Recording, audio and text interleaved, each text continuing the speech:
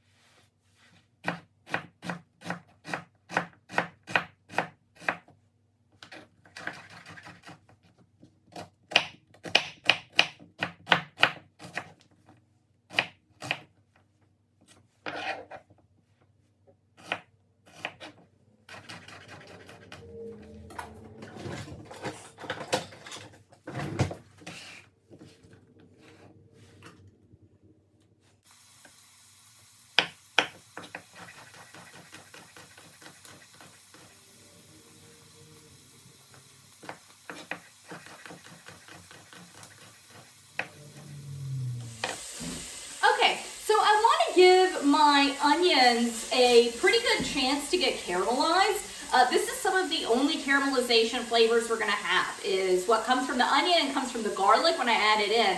Because after that, I go ahead and put the stock in and then add the lentils. Like I said, it's not a lot of hands-on time. It's a very simple dish, but I do wanna bring as much flavor out of my vegetables as I possibly can. So I'm gonna let these go until they're kind of crisp and golden around the edges. Not even golden, really golden brown, until they're getting brown around the edges. And then I will get the garlic in and we'll continue on from there. All right, so the edges of my garlic the edges of my onion are starting to get nice and brown. We're getting a lot of steam coming up. Lost an onion up here.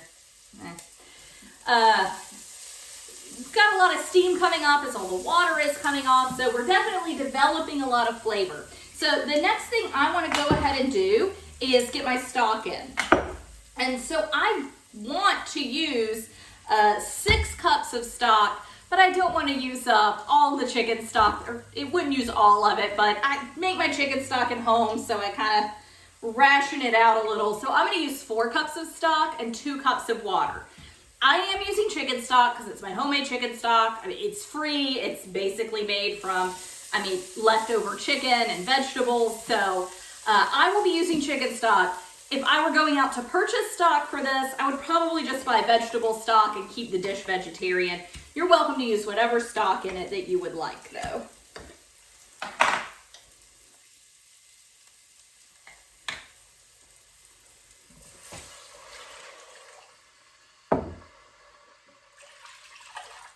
And since these are pint glasses, or pint jars, I'm just gonna fill this up with water. And that is my 2 additional cups of liquid. And I'm gonna turn the heat up. I do want this to be at a good simmer. It doesn't need to be a hard boil, but I want it to be at a good simmer when I put my lentils in. So because this is homemade chicken stock, I know exactly what is in it. I do not salt my chicken stock. So I just added a bunch of unsalted stock to my pot. So I want to go ahead and salt it and really add some flavor to it. So I am just going to wait for this to, like I said, come up to a pretty steady simmer. And then I'm going to get my lentils in. I'll get the rest of the herbs in, or I'll get the herbs in. I haven't put any in yet. And once the lentils are almost cooked through, I will add the chickpeas and the greens at that point. But first things first, I want this to come up to a simmer. All right, so it's been about 10 minutes. I've had the lid on. My soup, which is, at this point, it's just chicken stock, onion, garlic, and a little olive oil, has come up to a good simmer. So it's time for me to go ahead and add my lentils. And these are, of course, these are dried lentils. And so far, the time has been about 20 minutes. Now, easily 10 to 12 minutes of that, maybe even 15 minutes, has been waiting on the pot on this little eye that doesn't conduct heat incredibly well. Better than I thought it would, but not as well as like my actual stove behind me would. Most of that time has been waiting for this to come up to a simmer, okay? So really our hands-on time has been like 5 to 8 minutes. It's been very quick. So from here, because they're dried lentils, we need to wait for them to cook. That's gonna take a good 30 minutes at a simmer for those to cook. It might take longer, it kind of depends on the age of your bean. I am using like a brown lentil. I don't see any reason that you couldn't use a red lentil. It would probably cook a little quicker because they're generally like halved already. Or a split pea, kind of same situation. Those should cook up a little quicker as well. So you're certainly welcome to use a different type of lentil if you would like to. These are just the easiest for me to find, the brown lentil, and definitely the least expensive. So they're the ones I use the most. But once they are cooked, not completely through, there'll be like a little bit of a bite to them. They'll be kind of al dente. And at that point, I will add my chickpeas, which this is just 1 can of chickpeas that I went ahead and drained. And I will go ahead and get my beet greens in there. Hang on, I need to add some flavoring to this soup before I move on. I'm just gonna put, these are small, so I'm gonna put 2 small bay leaves, probably 1 normal size bay leaf. And then I'm gonna do a sprinkle of dried mint. Kind of an unusual flavor. I don't cook with mint a lot, but I do like to use it occasionally. So I'm just using about half a teaspoon of dried mint. I always want to make sure, and it does, you want to make sure with your herbs and spices they still have, especially something like mint that's very fragrant, that they still have a nice fragrance to them when they're dried, and it does. And you can definitely use fresh mint if you want it. Okay, so it's going to be a few minutes before I do my chickpeas, but I want to talk about the greens. So you are welcome to use frozen spinach. You could use wholly fresh spinach, put it in at the end, it'll wilt down. You could use any kind of green that you wanted, okay? If you're using something tougher, like collards or kale, or even something like cabbage, just make sure that you're allowing enough time for it to cook to get to the texture that you want it at, right? Spinach is something that's gonna cook down really quickly, so it wouldn't need to be in here long. Frozen spinach, as soon as it warms through, I mean, it's pre-cooked, so as soon as it warms through, it's ready to go. So when I harvested my beets this early summer, late spring, when I harvested my beets, I took all the tops off of them and saved them. Beet greens are my favorite green. I am really not much of a fan of leafy greens, of the cooked variety. I'm fine with salads, lettuces for salads, but as far as greens that get cooked, I'm not a huge fan. I'm fine with cabbage, but kale and collards and Swiss chard, I mean, I plant them, they're pretty to grow, I eat them because they're good for you, but I can't say that I really enjoy them that much.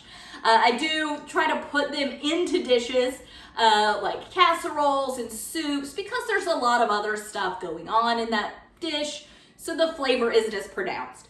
But beet greens are the only green that you cook that I truly enjoy eating. So I went ahead, I washed all of the greens on when I harvested the beets, took all the tops off, washed them up, kind of chopped them down. Didn't chop them enough. We're gonna have to chop these a little further. So if you harvest beet greens, go ahead and chop them all the way first. Don't do what I did. And then I just wilted them all down. So I put them in my stock pot, little bit of olive oil on the bottom, and really just cooked them to get the heat to let the heat get the water out of them and break that leaf down, get a lot of steam off of it. So they're pre-cooked, they're frozen, and I just packed them in these little, what are these, quart-sized freezer bags. So now that I have thawed them out, much like when you purchase store-bought spinach, there's a lot of liquid in this bag that needs to come off, okay? So what I'm gonna do, and the liquid, so beet greens also have that red color of beets. So I'm gonna pour just pour the liquid off, and it is, of course, magenta. And just know if you use beet greens in a soup, your soup's gonna turn a faint hue, not as much as if you actually just put beets in it, but it is gonna be a slightly magenta soup. But it's gonna taste great, and that's what's really important. So I am just trying to squeeze the bag and just squeeze as much out as I can. It's kind of amazing how much water is in these, because after I wilted them, I squeezed out excess water. But I guess just during the freezing process and those cell walls, because they weren't cooked that thoroughly, so once the cell walls fully burst open during freezing, you get a lot more water coming out of them.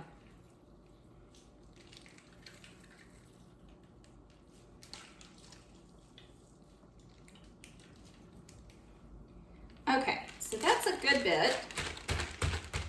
And this, I don't know if I said it, I weighed this bag, it was 2 pounds worth of beets. But, you know, when you buy frozen spinach, and I mean, generally, this is actually how I get the water out of my frozen spinach. A lot of times you'll see it, like, put it in a, like a hand cloth or a hand towel and just kind of squeeze it out that way. I like to do this so I don't dirty up a hand towel. That's a lot of water. I'm just gonna pour this off, and then I'm just gonna dump the bag in.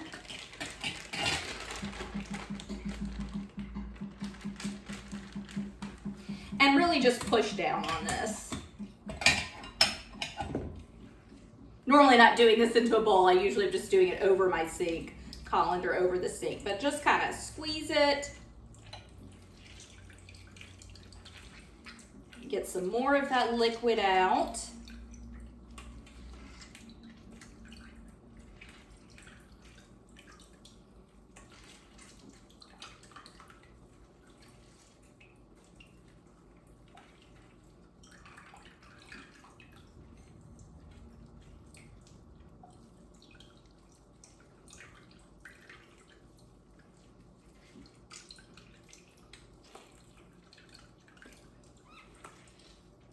Okay, so that's about as dry as I can get them. Again, they are still gonna turn this soup a little bit of a pink color, but we'll just deal with that later. Okay, so as I said before, when I processed these the first time, I kind of stupidly, like, I just made, the beet greens are about this long, and I just made 3 big cuts so I could stick them in my pot, because I was like, I don't know what I'll use it for.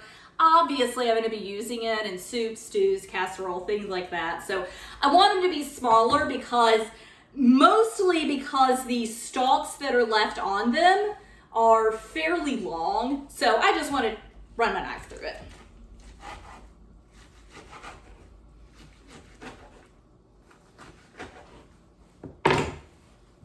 And I'm not going to get everything. I mean, a few of those stalks are still going to be long, but this is a little bit better. All right, so as I said, I am just gonna set these aside for now. Just wanted to really show you how I wring them out and that I needed to chop them down and all that.